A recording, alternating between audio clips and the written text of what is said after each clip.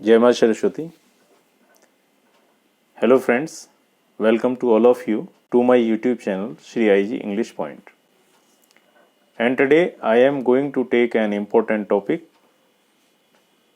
and it is unseen passage that is given to us for comprehension. जी हाँ, unseen passage अपठित गद्यांश. देखिए, scene passage में से answers देना काफ़ी आसान होता है क्योंकि वह पठित होता है. हम आसानी से उसमें क्वेश्चंस का आंसर फाइंड आउट कर सकते हैं. लेकिन it is quite difficult for a candidate, for a student, for a scholar to find out answer from an unseen passage. जी हाँ, अनसीन पैसेज को कैसे अटेंड करें, अनसीन पैसेज में से आंसर कैसे दें. तो here I will clear some important rules regarding the unseen passage, how to answer from an unseen passage.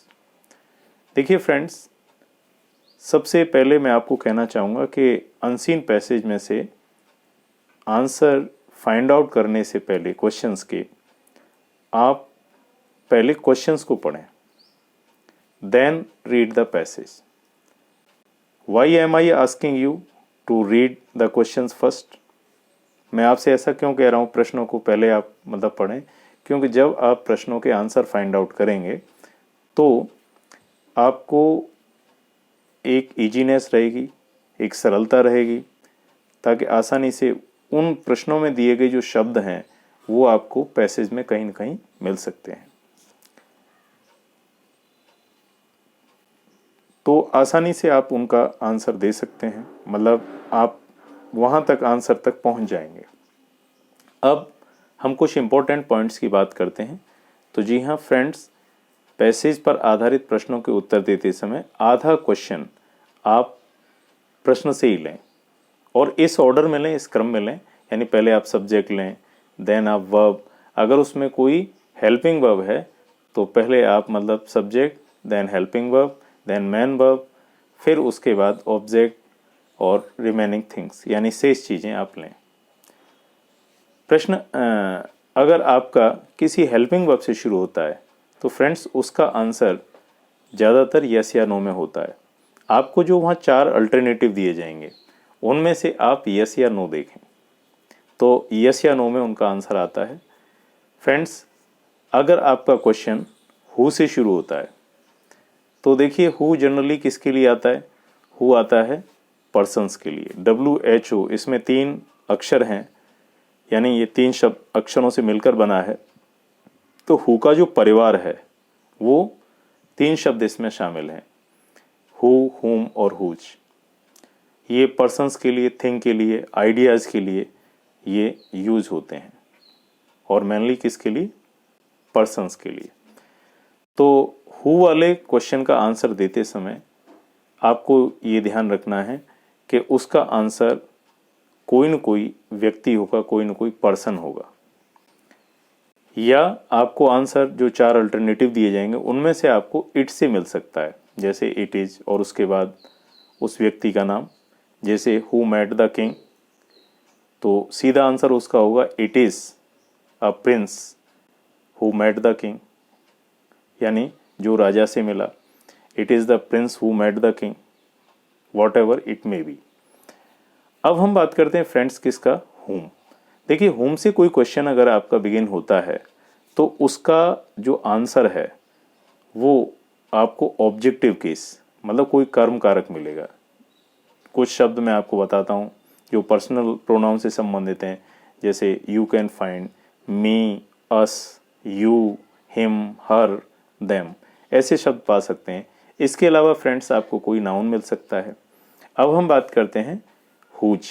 अगर आपका क्वेश्चन हुज से शुरू होता है तो आंसर देते समय आपको ये ध्यान रखना है कि उसका answer my, our, your, his, her, their ऐसे पोजीशन शोविंग वर्ड से शुरू होगा, यानी ये शब्द मिल सकते हैं. या फिर आपको पजेसिव केस मिल सकता है। जैसे पजेसिव केस का मतलब है कि जैसे राम्स, श्याम्स, ये यानी अपोस्ट्रॉफी और एस ये आपको मिल सकता है। इसके बाद फ्रेंड्स हम बात करते हैं किसकी, वैन की। देखिए अगर कोई क्वेश्चन आपका वैन से शुरू होता है तो आपको टाइम सोविंग वर्ड्स मिलेंगे, जैसे यस्टरडे है, लास्ट डे है, अगो है, वंस है, डेली है, एवरीडे। ये एडवर्बियल्स आपको मिल सकते हैं, कोई टाइम आपको मतलब मिल सकता है। अब हम बात करते हैं फ्रेंड्स किसकी, वो है वेयर। देखिए अगर आपका क्वेश्चन वेयर से शुरू होता है तो आंसर देते समय आपको प्लेस सोविंग जो वर्ड्स हैं उनका ध्यान रखना है, मतलब वो प्लेस से संबंधित है। या तो आपको कोई नाउन मिल सकता है प्लेस के रूप में, या फिर फ्रेंड्स आपको हियर, दियर ऐसे शब्द मिल सकते हैं। अब फ्रेंड्स हम बात करते हैं किसकी, वो हम बात करते हैं विच की। देखिए विच का जो प्रयोग है वो ज़्यादातर इनएनिमेट थिंग के लिए होता है, यानी निर्जीव चीज़ों के लिए होता है, किसी कलर के लिए होता है। तो आपको ऐसे प्रश्नों का उत्तर ज़्यादातर किस में मिलेगा, वो इट से मिलेगा, मतलब इट से शुरू होता है, या आपको कोई कलर दिया जा सकता है। फ्रेंड्स आगे हम बात करते हैं किसकी, हाउ की। अगर आपका क्वेश्चन हाउ से शुरू होता है तो आपको ऐसे प्रश्न का आंसर में मैनर सोविंग वर्ड मिलेंगे, जैसे in this way, in that way, in this manner, यानी कोई भी मैनर सोविंग जो वर्ड है वो आपको उसमें क्वेश्चन के आंसर में यानी पैसेज में आपको मिल सकता है। तो आप समझ जाएं कि उसका आंसर वही है। इसके बाद फ्रेंड्स हम बात करते हैं हाउ मैनी। देखिए जो हाउ मैनी है, हाउ मैनी क्या है, संख्यावाचक, इट शोज नंबर। तो जब भी आपका कोई क्वेश्चन हाउ मैनी से शुरू होता है तो आंसर देते समय आपको कोई नंबर देखना है, जैसे 200, 300, 400, 500 या कोई भी संख्या आपको मिल सकती है। फ्रेंड्स इसके बाद बात हम करते हैं हाउ मच। अगर आपका क्वेश्चन हाउ मच से शुरू होता है, देखिए हाउ मच का अर्थ क्या होता है, कितना। तो हाउ मच से अगर आपका कोई भी क्वेश्चन शुरू होता है तो उसमें क्वांटिटी सोविंग जो वर्ड है, यानी जो मात्रा सूचक शब्द है वो आपको मिलेगा, जैसे लिटिल है, अ लिटिल है, द लिटिल है। ऐसे जो शब्द हैं जो क्वांटिटी को शो करते हैं, मच है, ये शब्द आपको मतलब उसमें मिल सकते हैं। अब फ्रेंड्स हम बात करते हैं किसकी, वो करते हैं हाउ फार की। देखिए how far it shows distance, ये डिस्टेंस बताता है, दूरी बताता है। तो जब भी आपको हाउ फार से क्वेश्चन आपका शुरू हो तो आप हमेशा ध्यान रखें उसमें डिस्टेंस सोविंग वर्ड होगा, यानी आपको जो 4 अल्टरनेटिव दिए जाएंगे तो उनमें आपको ये देख लेना है कि भाई दूरी सूचक शब्द किसमें है, जिसमें दूरी सूचक शब्द है तो वही आपका आंसर है। इसके बाद फ्रेंड्स हम बात करते हैं हाउ ऑफन। देखिए हाउ ऑफन क्या बताता है, हाउ ऑफन का हिंदी अर्थ होता है कितनी बार, यानी ये फ्रीक्वेंसी सोविंग वर्ड है, आवृत्ति सूचक शब्द है। तो ऐसे प्रश्न का उत्तर देते समय हमें ध्यान रखना है कि आपको उन 4 अल्टरनेटिव्स के अंदर से कोई भी फ्रीक्वेंसी सोविंग वर्ड मिलेगा, जैसे 2 times, 3 times, 4 times, 5 times, 6 times, ऐसा वर्ड हो सकता है। इसके बाद फ्रेंड्स हम बात करते हैं हाउ ओल्ड। देखिए हाउ ओल्ड का अर्थ होता है कितनी आयु। तो जब भी ऐसे प्रश्न का आप आंसर देंगे तो उसमें कोई भी आयु सूचक शब्द आपको मिल सकता है, जैसे भाई हाउ ओल्ड इज़ द ताज, यानी ताजमहल कितना पुराना है।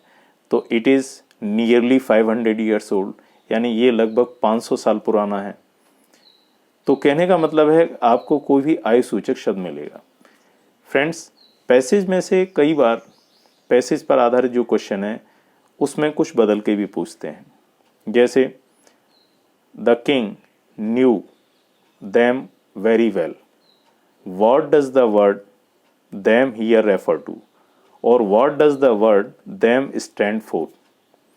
यानी ऐसे प्रश्न का जो हिंदी भावार्थ होता है वो ये होता है कि ये शब्द यहाँ पर किसके लिए प्रयुक्त हुआ है। तो जैसे देम शब्द आया है, हिम आया है, हर आया है, वो आपको पैसेज में जो वो लाइन दे रखी है उसी लाइन में आपको ध्यान रखना है भाई ये शब्द किसके लिए हुआ है। वो ज़्यादातर किसके रूप में होता है, प्रोनाउन के रूप में, यानी वो प्रोनाउन के रूप में होता है, सर्वनाम के रूप में होता है। तो आप ऐसे प्रश्न का उत्तर दे सकते हैं। फ्रेंड्स इसके अलावा अनसीन पैसेज पर आधारित कुछ सिनोनिम्स, एंटोनिम्स, वन वर्ड वो भी पूछ लिए जाते हैं। जैसे फॉर एग्जांपल आपको कोई वो वर्ड देगा जो उस पैसेज में नहीं होगा, मतलब जो हमारे नॉलेज में नहीं होगा, पैसेज में तो होगा, यानी आपको वो जो वर्ड है वो आपके लिए पैसेज के अंदर से ना आकर बाहर से दिया जाएगा और आपको उसका सिनोनिम किस में ढूंढना है, वो पैसेज में। ऐसा क्वेश्चन कैसे दे सकते हैं, जैसे find the word from the passage, आपको वर्ड दे दिया, find the word from the passage which means, जिसका अर्थ होता है उसका सिनोनिम आपको ढूंढ कर लिखना है। कई बार एंटोनिम्स यानी अपोजिट भी पूछ लिए जाते हैं।